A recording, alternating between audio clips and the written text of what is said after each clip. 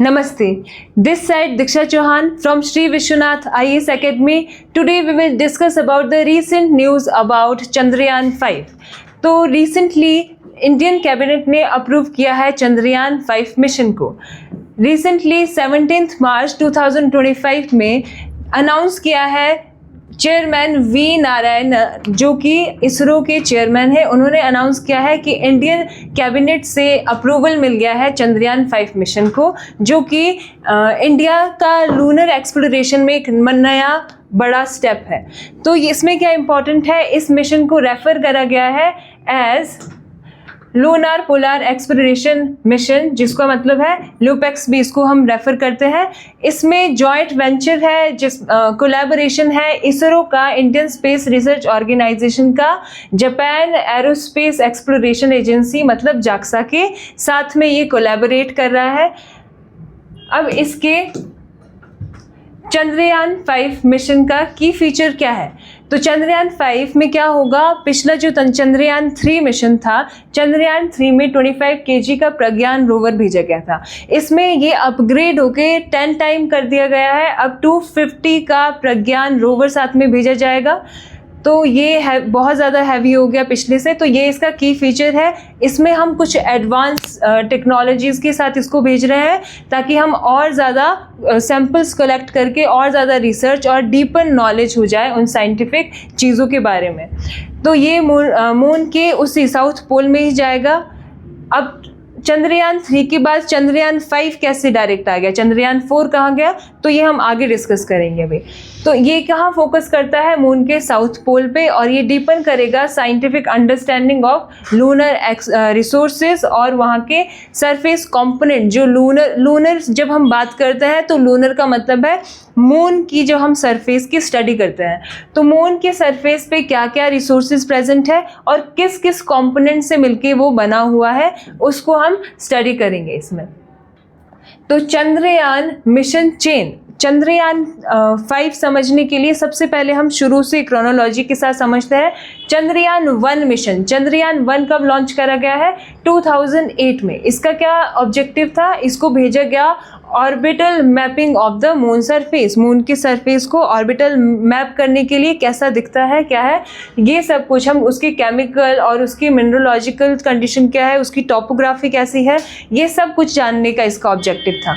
फिर रिजल्ट हमें क्या मिला, रिजल्ट में हमें मिला कि यहाँ पे कंफर्मेशन हुई है वाटर मॉलिक्यूल की.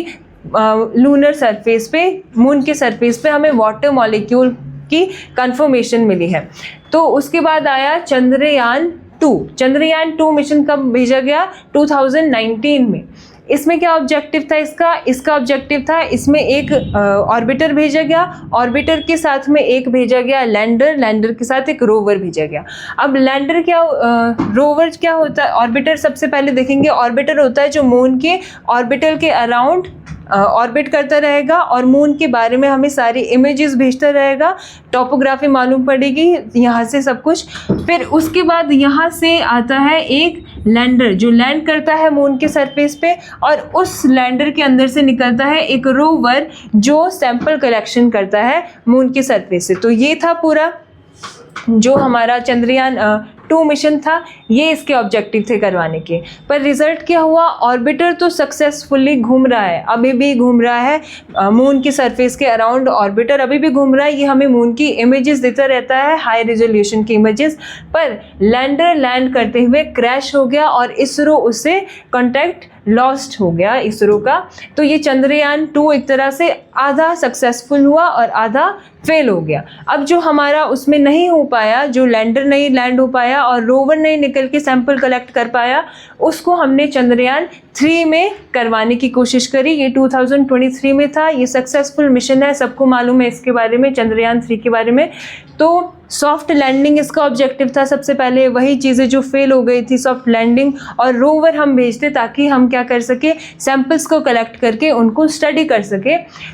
तो रिजल्ट में क्या हुआ, ये पहला जिस पॉइंट पे मून के जो साउथ पोल पे लैंडिंग हो गया, कोई और कंट्री नहीं करवा पाया है.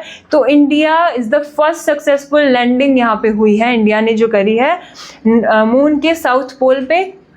जो ये इम्पॉर्टेंट चीज़ें हैं दो जानने वाली, कि जो उसमें से लैंडर था जो ये लैंडर था जो लैंड हुआ है वहाँ पे, इस लैंडर का नाम था विक्रम, इसका नाम रखा गया था विक्रम।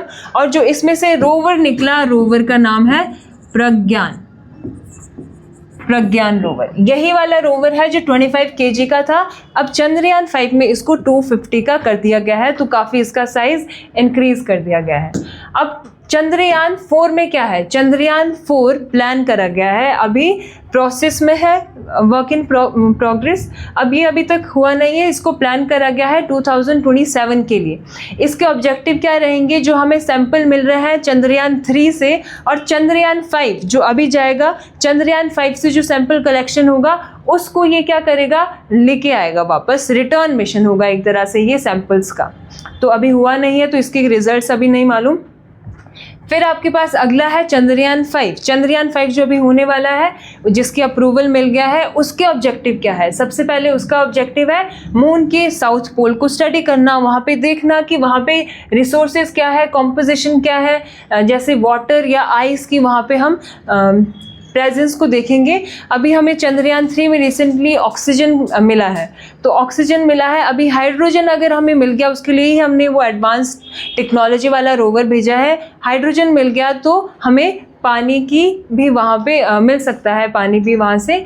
फिर दूसरा इसमें का ऑब्जेक्टिव है कि 250 kg का जो रोवर है वो जाएगा, उसको यहाँ पे वहाँ पे भेजना ताकि एडवांस लूनर सरफेस को आप एक्सप्लोर कर पाओ। फिर तीसरा है इंडियाज लूनर एक्सप्लोरेशन कैपेबिलिटीज़ को और एनहांस करना, और एनहांस होएगी कैपेबिलिटीज़, और जिससे कोलैबोरेशन भी हुआ है, इंटरनेशनल कोलैबोरेशन विद जाक्सा जो जापान की एरोमेटिक स्पेस एजेंसी है, उसके साथ कोलैबोरेशन करके और ज़्यादा एनहांस करना इंडिया की कैपेबिलिटीज़ को। फिर आपके पास है डेवलप टेक्नोलॉजी, अब फ्यूचर मिशन जो होने वाले हैं आपके पास में, ह्यूमन लैंडिंग होगी गगनयान से या सैंपल को रिटर्न लेके आना है वापस, इन फ्यूचर मिशंस के लिए भी आपको काफ़ी ज़्यादा नॉलेज मिलेगी और टेक्नोलॉजी भी टेस्ट हो जाएगी, डेवलप हो जाएगी। फिर अगले आपके पास है India space research organisation, ISRO के बारे में थोड़ा जान लेते हैं। इसरो क्या है, ये इंडिया का रिसर्च स्पेस ऑर्गेनाइजेशन है। ये इस्टेब्लिश कब हुआ है, 1969 में इस्टेब्लिशमेंट हुआ है इसका। कहाँ इसका हेडक्वार्टर है, बेंगलुरु में। और इसके की अचीवमेंट्स क्या है, सबसे पहले चंद्रयान 3 जो अभी रिसेंटली कराया गया है, ये एक सक्सेसफुल इसका मिशन रहा है। चंद्रयान 3 इसका एक अच्छा अचीवमेंट है। फिर आपके पास है मंगलयान, मंगलयान 2014 में भेजा गया था, जो मार्स के आसपास ऑर्बिट कराने के लिए भेजा गया है मंगलयान, तो ये फर्स्ट मार्स ऑर्बिटर है। फिर आदित्य L1, ये भी रिसेंटली हुआ है। आदित्य L1 में हमने सोलर ऑब्जर्वेटरी मिशन है ये, मतलब हमने एक सन के पास जाके भेजा है सैटेलाइट को, ताकि वो सोलर जो सन से आने वाली रेज है उनको और ज़्यादा एक्सप्लोर कर सके हम, आदित्य L1। फिर अभी 2025 में, इसी साल बल्कि, क्या हुआ है, स्पेडेक्स मिशन एक हुआ है, वो भी सक्सेसफुल रहा है। उसमें हमने टेस्ट किया है स्पेस डॉकिंग टेक्नोलॉजी को। स्पेस डॉकिंग टेक्नोलॉजी क्या है, अगर हम एक सैटेलाइट को पहले भेजेंगे और बाद में दूसरी सैटेलाइट को, क्योंकि अगर बहुत बड़ा हमने अपना भारतीय स्पेस स्टेशन जो बनाना है स्पेस में, ताकि वहाँ पे हमें नॉलेज मिलती रहे, वहाँ से हमें सब कुछ खबर मिलती रहे स्पेस की, तो 3 कंट्रीज़ हैं जिनका स्पेस स्टेशन है अभी तक स्पेस में, वो है USA, रशिया और चाइना। अगर हमारा भी हो जाएगा 2035 तक कह रहे हैं कि हो जाएगा, भारतीय अंतरिक्ष स्टेशन बन जाएगा, तो हम 4th कंट्री हो जाएंगे अपना स्पेस स्टेशन बनाने के लिए। तो अभी स्पेस स्टेशन बनाने के लिए आपको डॉकिंग टेक्नोलॉजी का और उससे भी ज़्यादा सैंपल्स को वापस ले आने के लिए अभी 2027 में जो हम लाएंगे, उसमें डॉकिंग टेक्नोलॉजी का यूज़ होगा। तो वो डॉकिंग टेक्नोलॉजी क्या होगी, एक सैटेलाइट को पहले भेजा, दूसरी को बाद में भेजा, और ये डॉक कर जाए, कनेक्ट कर जाएगी आपस में, इसी को डॉकिंग टेक्नोलॉजी बोला। तो 2025 में रिसेंटली अभी एक सक्सेसफुल हुआ है ये एक्सपेरिमेंट, डॉकिंग एक्सपेरिमेंट कराया गया है इसके द्वारा। फिर इसके करंट लीडरशिप कौन है, चेयरमैन कौन है इसके, V Narayan, since January 2025। Future goals, Gaganyaan पहला ह्यूमन स्पेस फ्लाइट मिशन होगा, ये इंसानों को भेजा जाएगा स्पेस में पहली बार, तो ये गगनयान होगा। फिर भारतीय अंतरिक्ष स्टेशन, मैंने बताया अभी आपको, इंडिया का खुद का स्पेस स्टेशन होगा 2035 तक स्पेस में। और वीनस ऑर्बिटर मिशन और मंगलयान 2, ये इसके फ्यूचर गोल्स है अभी के लिए। ठीक है, फिर हम बात करते हैं चैलेंजेस। अब ये मिशन एग्जीक्यूट कराने में, कोई भी मिशन हो उसको एग्जीक्यूट कराने में कुछ चैलेंजेस आते हैं। तो इसमें क्या कुछ चैलेंजेस आपको देखने पड़ रहे हैं। पहले तो इतने बड़े रोवर को, 250 kg के रोवर को बनाने के लिए, ताकि आपको एडवांस इंस्ट्रूमेंट, वहाँ से एडवांस नॉलेज मिल सके साइंटिफिक, उसके लिए आपको ये भी चैलेंज है इतने बड़े रोवर को बनाना। फिर इतने बड़े रोवर को बना दिया, फिर उसकी सॉफ्ट लैंडिंग करवाना बहुत मुश्किल है, तो वो भी एक चैलेंज आ गया सॉफ्ट लैंडिंग का। फिर चंद्रयान 5 में रिक्वायर डॉकिंग कैपेबिलिटीज़, तो डॉकिंग कैपेबिलिटीज़ टेस्ट तो हो चुकी है, पर फिर भी ये एक तरह से इसमें बहुत हाईली प्रिसीशन चाहिए आपको ये करवाने के लिए, तो ये आपको बहुत हाई प्रिसीशन मांगता है डॉकिंग टेक्नोलॉजी, तो इसको टेस्ट करा गया है, पर फिर भी चैलेंज है ये। फिर आपके पास में हार्श लूनर कंडीशन, वहाँ पे कभी चांद पे जो आपकी लूनर कंडीशन है वहाँ पे वो कैसी है, कभी एक्सट्रीम टेम्परेचर होता है दिन के टाइम पे, रात के टाइम पे वहाँ पे एक्सट्रीम ठंड होती है, तूफान होता है और डस्ट वहाँ पे होता है। तो ये सब कुछ ये क्या करेगा, रोवर को अफेक्ट करेगा, उसकी जो ड्यूरेबिलिटी है ना, उसको इंस्ट्रूमेंट ख़राब ना हो जाए कहीं, है ना। तो ये भी एक चैलेंज है। फिर आपके पास है लिमिटेड सनलाइट होगी, मून के साउथ पोल में लिमिटेड सनलाइट होगी, तो जो आपके सोलर पावर्ड ऑपरेशन है, जिसके लिए आपको सूरज की गर्मी की ज़रूरत होगी, ऐसे ऑपरेशंस को रन करवाना भी चैलेंज की बात है। फिर बैलेंसिंग मिशन कॉस्ट, अब आपको मालूम है इसरो ने जितने एक्सपेरिमेंट करे हैं, जितने भी मिशन उसके हुए हैं, वो कैसे हुए हैं, वो कॉस्ट इफ़ेक्टिव रेप्यूटेशन है इसरो की, ज़्यादा पैसा खर्च नहीं करता है, तो उसको भी मेंटेन करना बहुत ज़्यादा बड़ा चैलेंज है।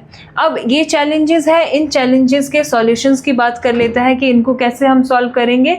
तो स्ट्रेटजीज क्या है इसकी, सबसे पहले तो जो स्पेस डेक, जो अभी हमारा स्पेसडेक्स मिशन हुआ है डॉकिंग के लिए, उसकी लर्निंग को आप अच्छे से यूज़ करो और उसे उन्हीं टेक्नोलॉजीज़ को यूज़ करना पड़ेगा सैटेलाइट की मूवमेंट के लिए, जो वहाँ से नॉलेज मिली है सारी, उसको यूज़ करना पड़ेगा यहाँ पे। दूसरा है जो रोवर डिज़ाइन करेंगे उसका कैसा होना चाहिए, वो ऐसे मटेरियल से बनाना पड़ेगा, उसका ऐसा डिज़ाइन होना चाहिए कि थर्मल प्रोटेक्शन भी मिले, डस्ट रेजिस्टेंस भी हो, ताकि ख़राब ना हो जाए वो, है ना। और जैसे प्रज्ञान बनाया गया है, प्रज्ञान क्योंकि अभी भी सैंपल कलेक्शन कर रहा है मून के सरफेस पे, तो वहाँ से हम क्या ले सकते हैं, लर्निंग ले सकते हैं कि उनको किस तरह के मटेरियल से बनाया है, उन्हीं मटेरियल्स का यूज़ करना चाहिए।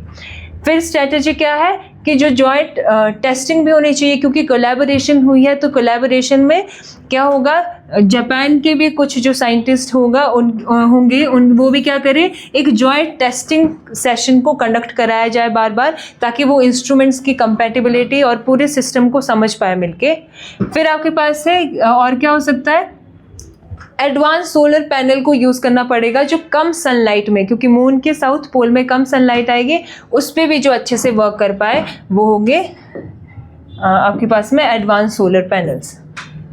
फिर आगे आएगा सिग्निफिकेंस क्या है। अब चंद्रयान 5 को जो कंडक्ट करा रहे हैं वो इंडिया के लिए कैसे सिग्निफिकेंट है, इंडिया के लिए कैसे वो अच्छा है, तो ये आपकी अंडरस्टैंडिंग को बढ़ाएगा, लूनर रिसोर्सेज को समझने के लिए, वाटर, आइस, इनकी प्रेजेंस अगर मालूम पड़ जाती है तो ये क्या करेगा, अंडरस्टैंडिंग बढ़ाएगा, और मून की टोपोग्राफी मालूम पड़ जाएगी अगर, तो काफ़ी चीज़ें वहाँ से मून पे जो फ्यूचर कॉलोनाइजेशन प्लान्स जो है, रहने के प्लान जो है, उसमें भी आपको मदद मिलेगी।